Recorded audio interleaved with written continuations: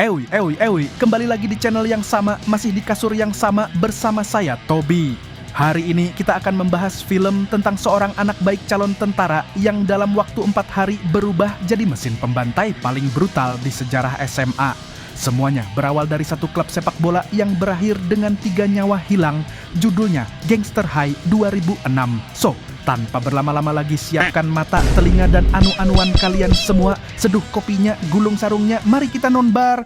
Berlatar di Korea Selatan tahun 1991, film ini diawali dengan diperlihatkannya seorang pemuda SMA bernama Sang Ho yang sedang duduk di ruang interogasi polisi.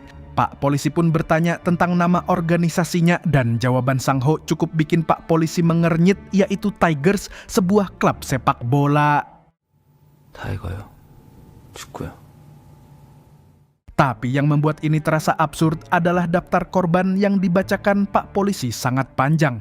3 sahabat Sang Ho sendiri terluka parah, ada yang koma dan ada yang sampai cacat. Belum cukup sampai di situ, di pihak lawan juga ada 3 anak yang tewas semua di tangan Sang Ho. Sebuah klub sepak bola yang berakhir dengan 6 korban serius dalam waktu 4 hari.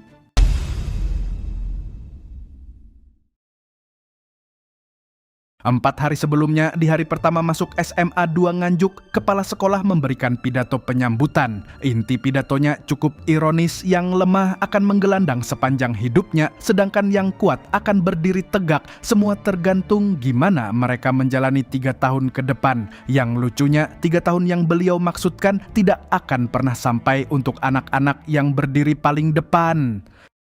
Cerita dimulai dengan diperkenalkannya 2 sosok sahabat yang sedang duduk-duduk di halaman SMA. Yang pertama bernama Sang Ho, dia ini adalah anak kolonel tentara yang calon akademi militer, anak baik-baik yang tidak merokok dan tidak minum.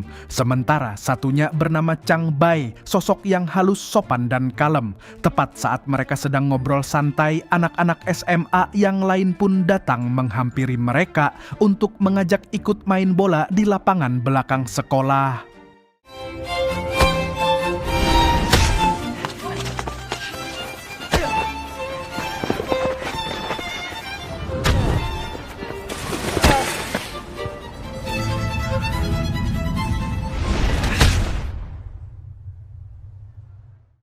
Tapi anak lawan tidak terima dengan gol Chang Bai karena dianggap offside.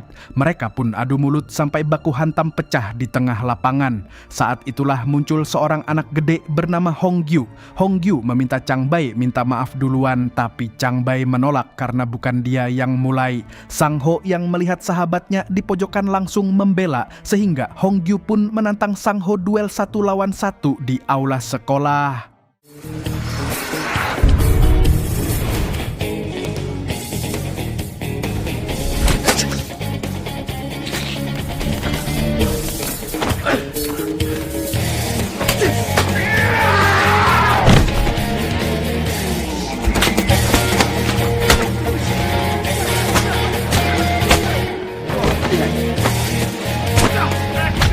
Saat akan masuk ronde penentu, tepat saat itu pintu aula tiba-tiba terbuka dan masuklah seorang anak bernama Jae-gu.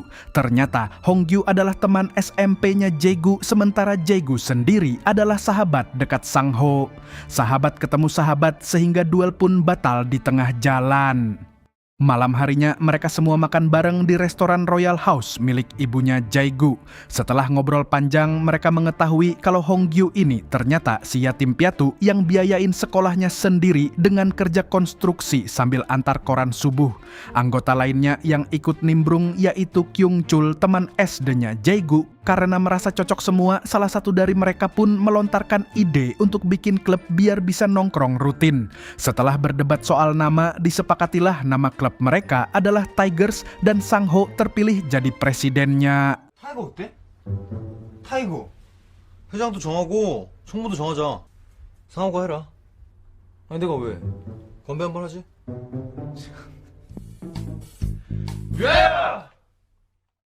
Catat baik-baik kalimat tadi ya warga nobar, yang karena 4 hari lagi kalimat ini akan jadi pisau yang menusuk hati Sang Ho paling dalam.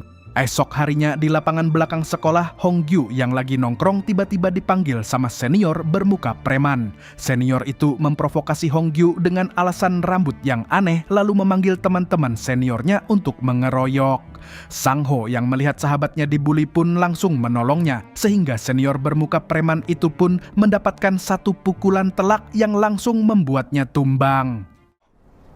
새끼가 장난하나. 이 씹새끼야.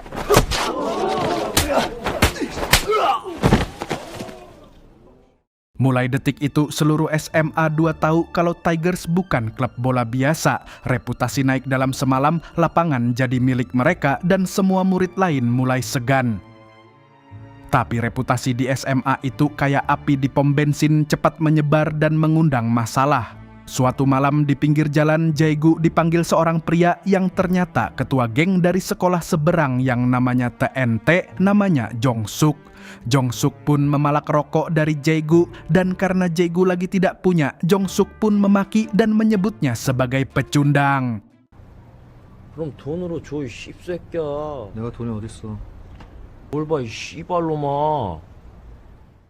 Setelah mereka pergi, Jae-gu pun komentar kalau Jong-suk dan geng TNT itu bukan gangster sungguhan. Mereka hanya tukang bully yang memalak duit anak SMA. Sang-ho diam saja, tapi catatan moral di kepalanya sudah ditarik. Di malam yang sama, dari kejauhan mereka melihat seorang cewek cantik bernama Suhi yang ternyata mantan pacarnya Jong-suk. Esok harinya, Sang-ho kebetulan ketemu Suhi di jalan pulang sekolah. Suhi nanya apa benar Sang-ho ini the bosnya anak SMA 2 Nganjuk. Sang-ho jawab kalem kalau itu cuman omongan orang saja. Mereka pun ngobrol sampai Sang-ho mengantar Suhi pulang. Sementara itu di sisi lain, Suhi mulai merasa hidupnya diawasi setiap waktu. Kemanapun dia pergi selalu ada saja anak buah Jong-suk yang menatap dari kejauhan yang ternyata namanya Min-soo Park. Min-soo ini ditugaskan oleh Jong-suk yang sedang pergi ke Seoul untuk mengawasi Suhi biar tidak jalan sama cowok lain. Tapi orangnya sok jagoan dan manipulatif. Suatu malam ia mulai kurang ajar ke Suhi sambil ngomong kotor. Chang Bae yang kebetulan lewat langsung ikut campur.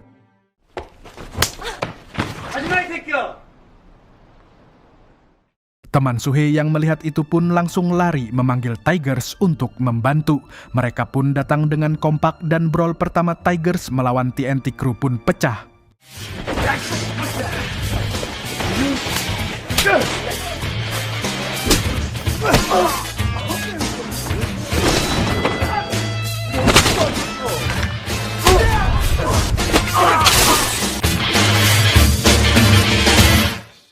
Tigers menang telak tapi polisi datang dan menangkap mereka semua. Di kantor polisi, Chang Bae dijemput ibunya Hongyu dan Jae-gu yang yatim piatu dikirim ke ruang detensi sebagai hukuman. Sementara Sang-ho dia dijemput oleh sosok yang bikin satu kantor polisi terdiam. 사고란 놈이. Sang-ho pun menjelaskan ke ayahnya kalau teman-temannya tadi dipukulin, jadi dia harus diam saja apa gimana. Ayahnya tidak menjawab, hanya menatap dingin sambil makan. Esok harinya di sekolah, Hongyu dan Jae-gu masuk ruang detensi dengan hukuman menulis 1000 halaman surat permintaan maaf. Jae-gu yang awalnya nurut akhirnya geram dan ia pun membuang kertasnya ke lantai. Inilah yang lalu memicu masalah. Guru BK yang temperamennya kayak preman tiba-tiba masuk ruangan dan beliau langsung naik darah lalu memukul Jae-gu pakai tongkat kayu. Hongyu yang melihat sahabatnya dipukuli pun mencoba menahan guru itu, tapi ia malah ikut dipukuli hingga kehabisan kesabarannya dan akibat perkelahian itu ambulans pun datang ke sekolah. Jae-gu dilarikan ke rumah sakit karena kepalanya retak, sedangkan Hongyu yang ketakutan langsung lari dari sekolah sebelum ambulans tiba. Vonis sekolah keluar cepat di hari berikutnya, Hongyu dikeluarkan permanen dari sekolah. Bayangkan warga Nobar anak yatim piatu yang susah payah biayain sekolahnya sendiri, sekarang sudah tidak punya sekolah lagi. Tak lama kemudian setelah Jae-gu keluar dari rumah sakit, Sang-ho pun mendatanginya di arcade tempat Jae-gu biasa main game. Tapi Jae-gu yang sudah terlanjur kecewa karena merasa Sang-ho tidak menolongnya saat ditahan di kantor polisi waktu itu, langsung menghindari Sang-ho dan pergi tanpa pamit. Saat Sang-ho keluar dari arcade dengan kebingungan, dia ketemu Suhi yang sudah menunggu di depan arcade dari tadi. Suhe yang merasa bersalah atas perkelahian dengan geng TNT waktu itu, terus mengikuti Sang-ho kemana-mana dari bar tempat mereka minum sampai akhirnya ke kamar Sang-ho sendiri. Di tempat sepi inilah Suhi mengungkap perasaannya tanpa basa-basi. 안 잡았다고. 귀여워서. Sang-ho yang masih kaget cuman diam. Ini bukan timing yang ia mau, tapi cewek sudah declare duluan. Yang ia lakukan hanya satu hal, dia memperingatkan Suhi untuk tidak menemui Minsu Park lagi karena Minsu orangnya berbahaya. Suatu malam di lapangan sekolah, Sang-ho dan Jae-gu yang egonya masih sama-sama tinggi sengaja sparing tinju biar emosinya keluar.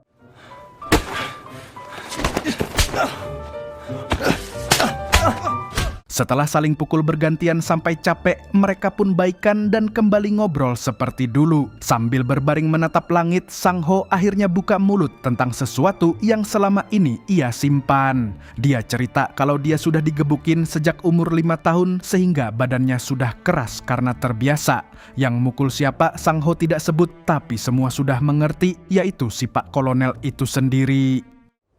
5살 때부터 아버지한테 존내 맞아서 Tapi di sisi lain di aula sekolah pada saat yang sama, Chang Bai sedang diintai oleh Minsu Park dengan anak buah TNT lainnya. Mereka langsung menyerang dan dimulailah aksi pengeroyokan yang sangat brutal.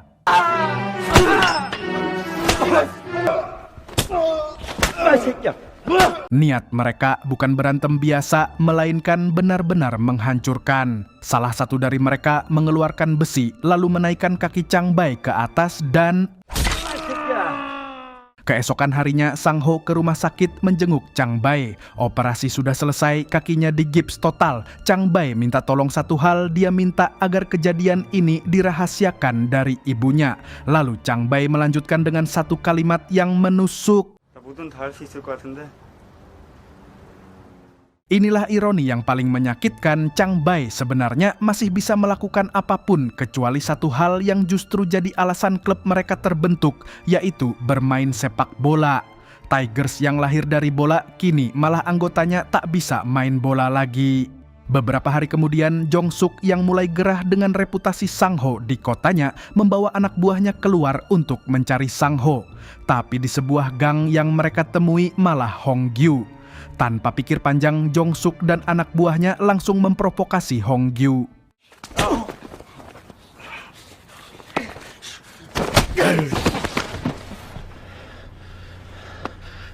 씨발 내가 독하게 하겠냐?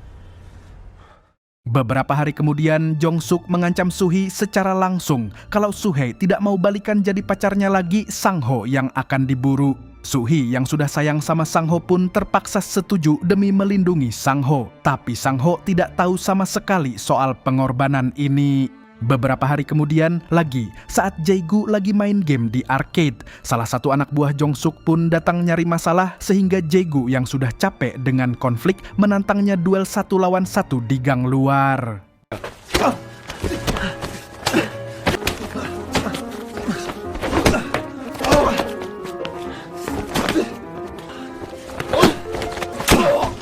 Setelah menang, Jae-gu pun memperingatkan ke anak buah Jong Suk dengan pelan, lain kali kalau punya masalah jangan ganggu teman-temannya. Tapi tiba-tiba beruntung salah satu anggota Tigers yang bernama Kyung Chul datang tepat waktu untuk menyelamatkan Jae-gu. Mereka pun langsung lari ke jalan utama mencari bantuan. Dan Sang-ho pun segera menyusul Jae-gu ke rumah sakit, tapi sayangnya Jae-gu tidak terselamatkan. Kyung Chul yang merasa bersalah karena tidak bisa menyelamatkan sahabatnya pun minta maaf berkali-kali.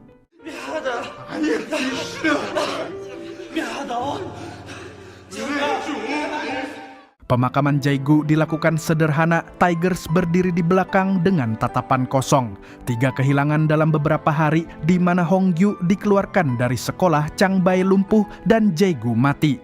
Tigers pun berkumpul di rumah Sang-ho menyusun rencana di mana mereka akan menunggu sampai geng TNT semua berkumpul di klub biliar mereka, lalu menghabisi mereka sekaligus dalam satu serangan. 이것 때문에 늦었다. 난 됐어. Sang-ho menolak pakai senjata, ia pilih tangan kosong saja.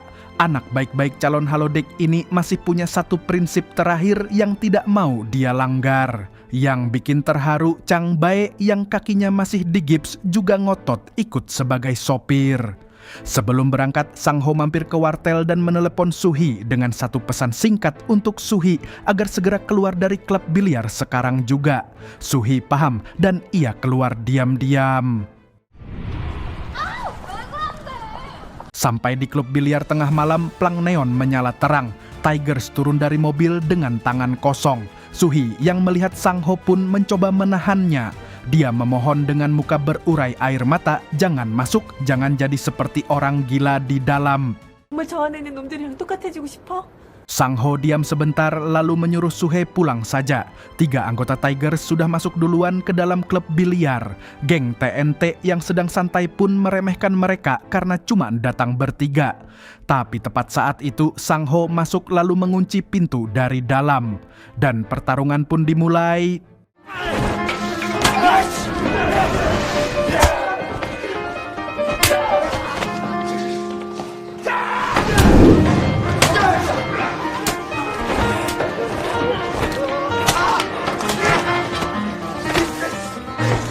Satu persatu geng TNT tumbang di tangan geng Tigers. Tepat saat Hong-gyu menghantamkan kepala anak buah TNT ke meja biliar, tanpa dia sadari di belakangnya Min-su sudah siap memukul dengan pipa baja. Tepat di kepala Hong-gyu, Min-su menghantam dengan sangat keras. Hong-gyu pun langsung tumbang dan tidak sadarkan diri.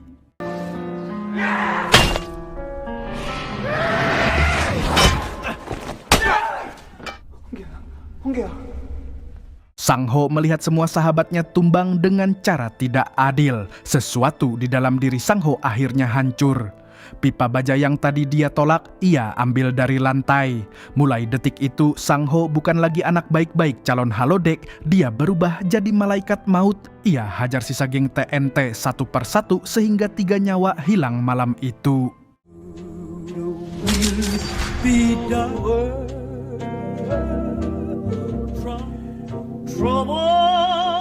Tapi Sang-ho belum selesai, ia tarik kaki Jong-suk yang sudah tidak sadar naikkan ke atas meja biliar. Persis sama caranya dengan saat Min-su naikkan kaki Chang Bae ke kursi beberapa hari lalu.